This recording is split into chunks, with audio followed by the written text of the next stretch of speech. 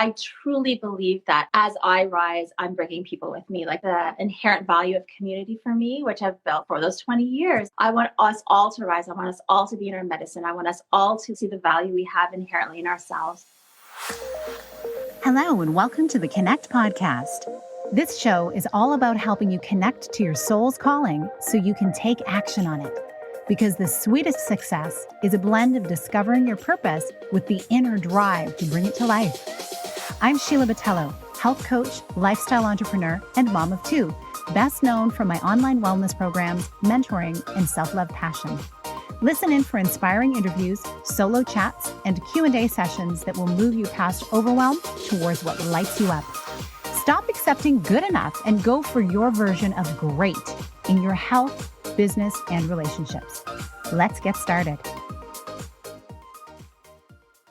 Hello, welcome to today's live. I am so incredibly excited to have our guest on today, Asha Frost, an Indigenous medicine woman from Ontario, Canada, who I've had the pleasure of getting to know over the last few years, and who actually has been on an episode of the Connect with Sheila Botelho podcast. And she gets to share with us today her most beautiful recent creation, and that is her new book, You Are the Medicine. I'm so excited to talk about it with her. And so as we await her arrival here on this episode, I invite you into a place of opening your heart to listen to her story. Hi, Asha, if you want to just hit request and I will add you. There are so many gifts that Asha has to share with us in her book and in her sharing when she speaks as well, that often the gifts that we have often come from hardships, often come from times that are not what we would hope for or expect, and yet the other side of them and through the process is where we gain so many gifts. So take some notes. And Asha, hello. So lovely to see you. You too. Thanks for having me. Best-selling author. I know, right? Oh my gosh. I know. You know what's so amazing is like, you're my last stop on my Instagram tour. So it's like a beautiful completion because I just found that out this week. So yeah, it's just wild. Oh, I am so thrilled to be able to mark this occasion with you on this April new moon. It's so wonderful. And so Asha, you and I, as we've shared before, we met in a women's membership several years ago, and you've graced me with your presence on my podcast as well. So for those of you watching, first of all, thanks so much for being here. And if you're listening to this later, this will also be on the podcast. Please go back and listen to her interview. I will put a link to it in the show notes and in the comments. You can go check out which episode it is, because her story is incredibly inspiring. And like I was just sharing as you were coming on to the call, you've had so many lessons in your life, and it seems like the greatest lessons, and maybe many people can relate to this, they've not been just like transformative moonbeams coming down from the sky when you're lying in a bed of rose petals while someone's feeding you grapes. They've happened through struggle and turmoil and pain and angst and fear. And yet you have kept moving through this because you have felt such a strong call on your heart and your life to share this wisdom that has come from within you and that you're bringing from your ancestral lineage to help others. You've used your pain to help others. And I'm so grateful for that. And I love that that is your motivation. And I feel that this is how we transform together. It's not through the perfection. It's often through the pain. So here we are. You have your book. And when we last spoke on Instagram, you were in the process of writing it. So tell me, what has the last year been like for you as you've been ramping up and getting ready for this time? I think probably the last time we talked, I was like really overwhelmed. It was like really, I don't know if I'll ever write another book, but writing a book during a pandemic, I think as any other author who's done this can say, it was like a whole thing. It was just a different experience. I think than maybe I would have experienced outside of that. So I loved the writing process at times, and at times it felt really not spacious enough for me to have, like, I've got two young children, they were home a lot. And I felt a little bit, I think there's a little bit of grief now rising. Like, I wish I had those moments in the coffee shop, or those moments on like a writing retreat, or the places that maybe you see like in those romantic movies about where people go, right, to write. But it was also, so yeah, I think for everybody, the last 2 years has just been a bit of a freeze or pause. So writing a book during a pause is an interesting thing to kind of go through. So I think I'm still like defrosting myself and like, oh my goodness, the words that came through were very intentional. They were very, they were probably, I had to dig the deepest to my capacity, which was less than it would have been in other times, I think. So yeah, so that's what it's been like. And but it's also, I'm so grateful too. I'm so grateful to have the opportunity. I'm so grateful for the celebration. I'm so grateful for my communities for uplifting it. Like, it's always this end. There's always like this end, right? So I'd be lying if I said it was all butterflies and rainbows, because there was a whole spectrum of things that happened. It's so true. That's life. That's our human experience. And really, I wonder how many amazing memories would we make if everything was just linear and if everything just went off without a hitch? How many wonderful stories would we have? How would we grow? How would we gain resilience? And I feel like I've been listening a lot to different people talking about this time that we're in and referring to it as we have been in and are in still winter globally. Mm-hmm. And yet how many incredible businesses and movements have been born out of winter. And you wrote this beautiful work of your heart during winter from a space in your heart that probably felt very winter-like. Yeah. And I think the people reading it who've also come through this time will resonate so much more from that had you written it from a place where you're on a mountaintop experience.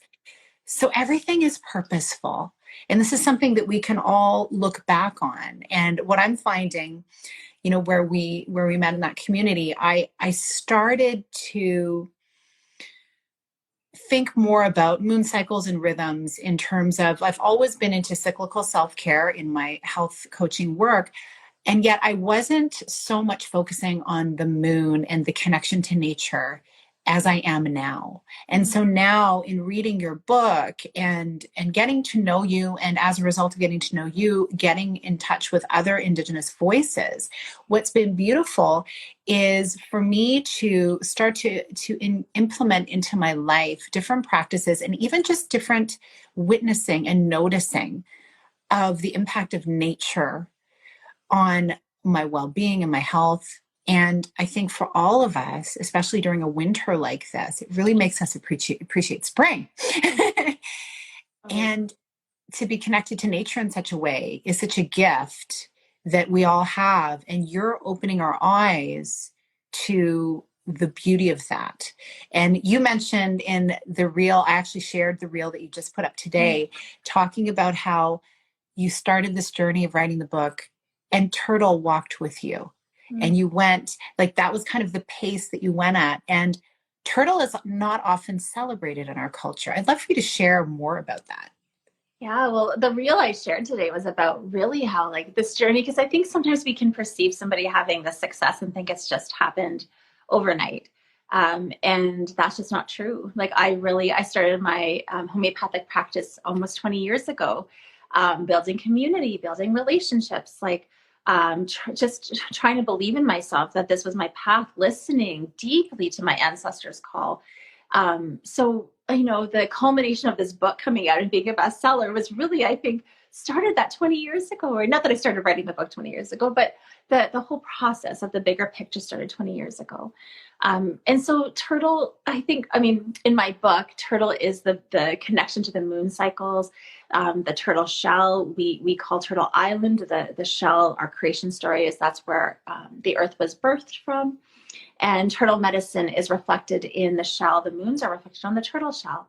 So turtle medicine was with me the whole time. And it did feel like steady. I had to commit to writing and getting to my deadlines and being steady about it. And I had to dedicate myself to just making sure that I had, I guess, that pace, that like you have to commit, you have to get it done. And Turtle does that. And then also knowing this is not going to be an overnight thing necessarily. So that's been it's not everybody's experience. I'm sure there's lots of folks who have had overnight things happen. But mine has been very slow and steady, listening to the call of my ancestors constantly when I doubt myself. And there's been a lot of doubts over the 20 years for sure. So yeah, that's how Turtle kind of speaks to me. I really relate to that. I feel like as I enter my 50th year, this summer I'll be 50. And I've been talking about it a lot lately because I realize I feel like I've been reborn and I feel like my life is just beginning in many ways. And it's so opposite from the narrative society would have us believe as women that, oh boy, it's all downhill from here.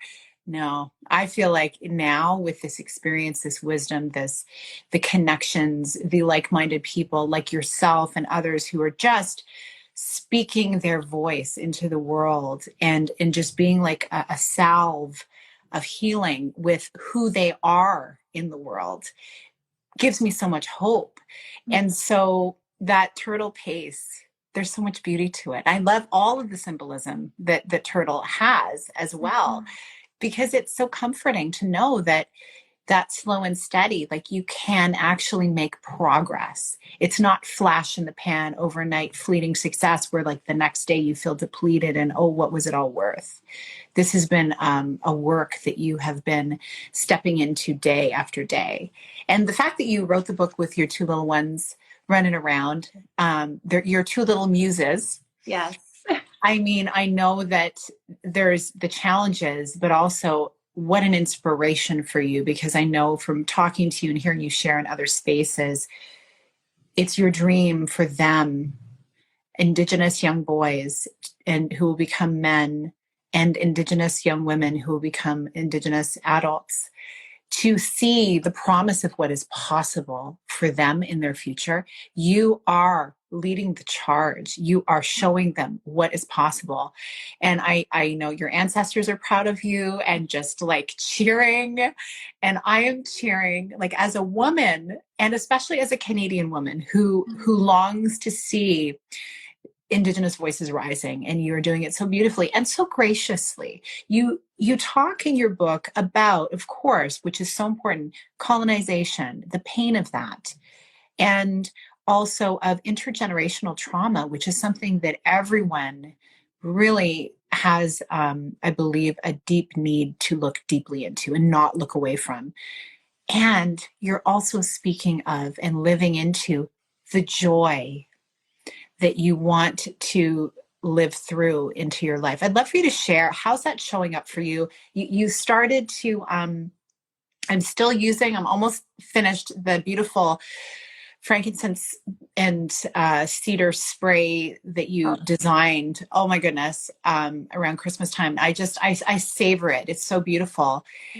And this is part of it. So I'd love for you to share kind of more about that, the joy you hope to bring and you are bringing into the world. Oh gosh, yeah. Well, I think that it's a balance. It's a balance because I think that I've been really working on healing some of that generational trauma and healing the impacts of the colonial trauma in my own being. And also knowing that if I stay there, I just like I'm not going to be good for anybody. So I think that Indigenous joy, Indigenous success, Indigenous abundance, like all of those things, it's not something that is the most uplifted or valued, actually, because I think that the bias that a lot of Canadians carry we have a lot of biases. We just do as human beings. But I think that around Indigenous people, whether we want to admit it or not, there's a lot of really ingrained biases about how Indigenous people should show up, what they should be talking about.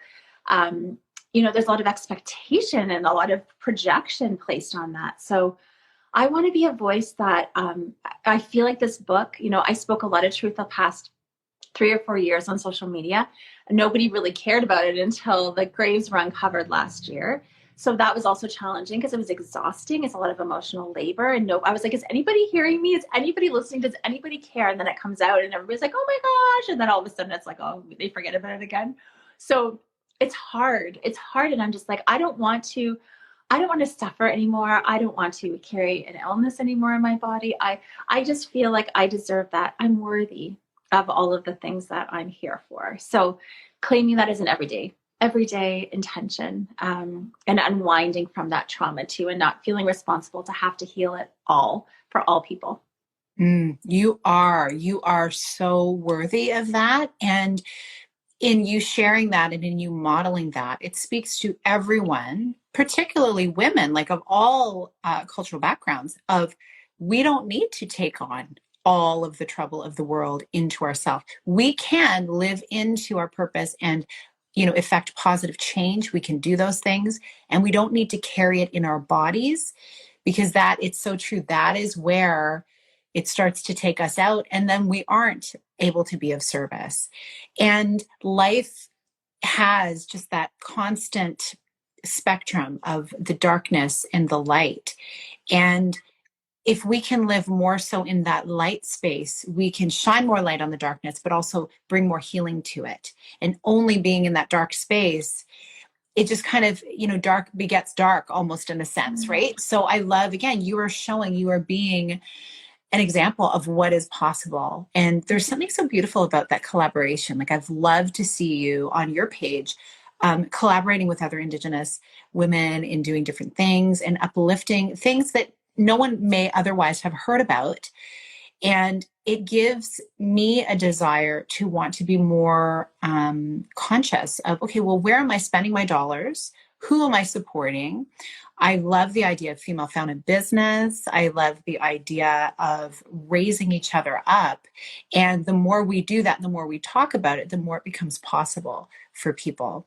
And that whole idea of should, like, let's just get rid of that word altogether. Let's just do what you're here to do. Let's be ourselves in our fullness, in the gloriousness. What's so beautiful is, like, I think part of my mission here is to uplift. Like, I truly believe that as I rise, I'm bringing people with me. Like, that is, I guess, maybe the inherent value of community for me, which I've built like for those 20 years. Like, I want us all to rise. I want us all to be in our medicine. I want us all to, like, see the value we have inherently in ourselves.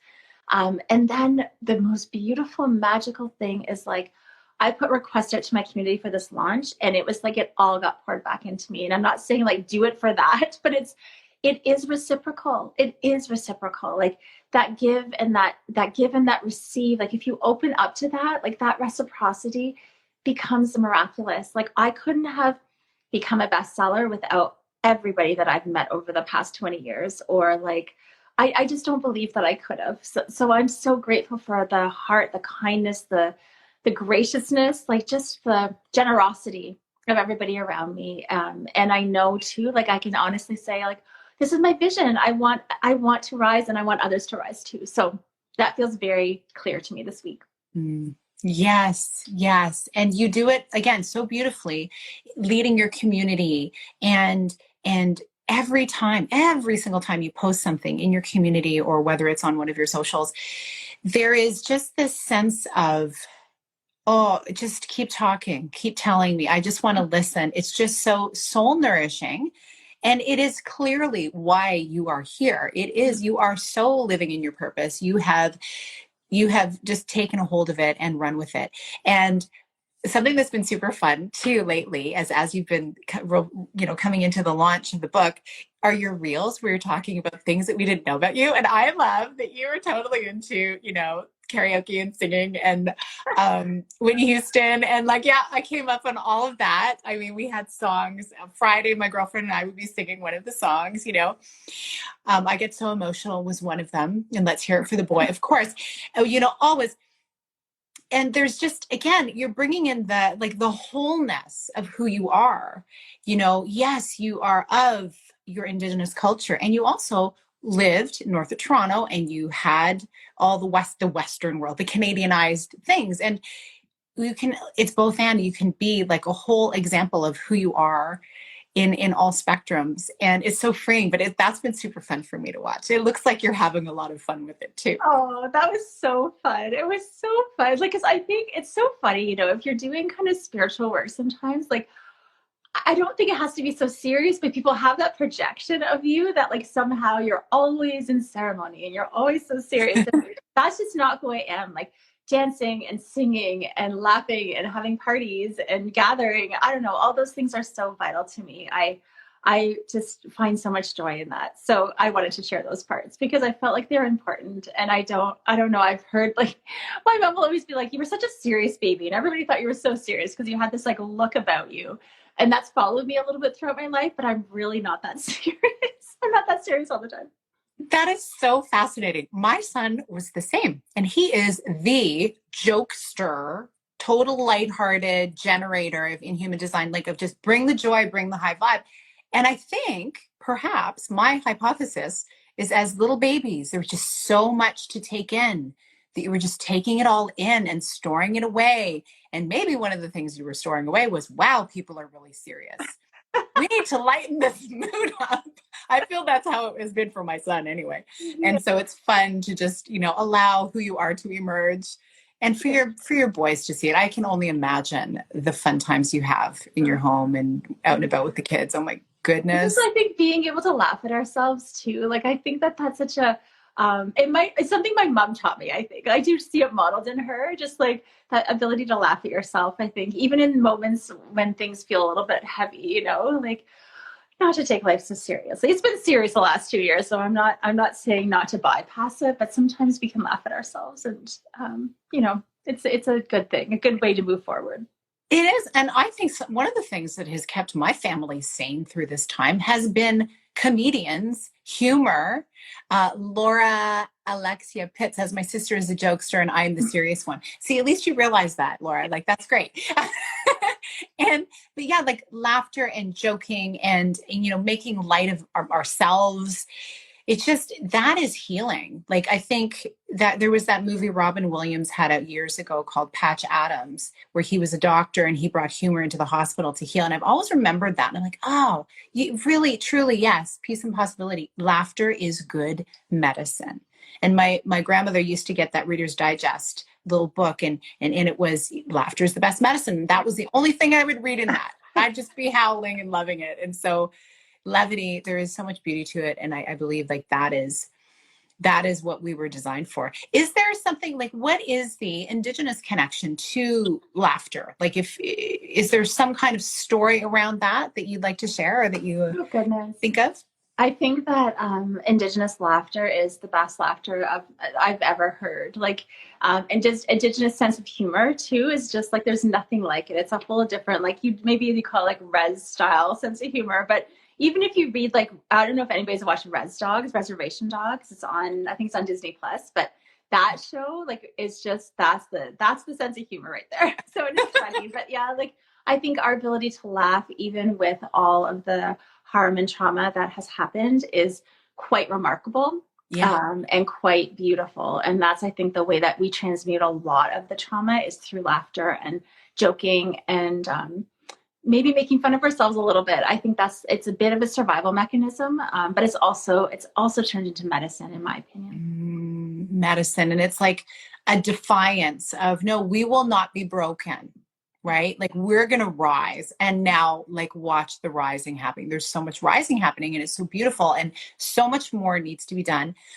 But my prayer is that so many more people will, read your book, read other Indigenous voices, and just, completely, we can transform how we do life in our world. We can actually unify and be actually loving to each other in the real way that looks. And so, so I know you have another interview you're about to head on, but I would love it if you were open to it, if you would maybe leave us with a blessing today for those who are here and those who will listen to this later on the podcast, for what your hope is that You Are the Medicine will leave people with when they read it. So perhaps just inviting folks to maybe place their hand between their throat and their heart. So in your high heart, that is your place of worthiness, and just gently tapping that area there. Maybe imagining that the compassion, the grace that flows, that it just starts to move through that high heart area, reminding you that you are enough. And maybe placing your hand there now and feeling the heartbeat that moves through you, feeling the heartbeat of the Earth Mother beneath your feet. She steadies you. She supports you. She grounds your medicine here upon the earth. And in feeling the stars and the cosmos and the beings from above, the ancestors that bless you. So you are made of soil and stars, and your medicine was meant to be here at this time in particular, allowing the ancestors to guide you, to just surround your space today, reminding you they dreamed you here at this time. Feel your medicine birthing like a flower out of your high heart today. What is that flower that blossoms? And just holding it in your hands and just seeing that as a reflection of you. You are meant to impact the world in your own way. So I bless you with that blessing that you are the medicine, now and always. Miigwech. So beautiful. Thank you for that, Asha. I so appreciate you and just the light you bring in the world. And I'm thrilled for all that is to come and all that is next. And we will talk again many times, I'm sure. But for now, I hope you have an incredible weekend, another great conversation after this as well. And, sending so much love to you and your family. Oh, thank you, Sheila. It's such a blessing always to be in space with you. I'll talk to you soon. Thanks. Bye. Thanks for being here, everyone. Thank you so much for being here with me on the Connect podcast. If you like this episode, please share it with someone you think would enjoy it. Also, if you head over to iTunes to leave a review, I'd be so grateful. Let us know what your favorite parts were and what you'd like to hear more of. It will help us have a greater impact, elevating many more people to grow and succeed together. See you next time.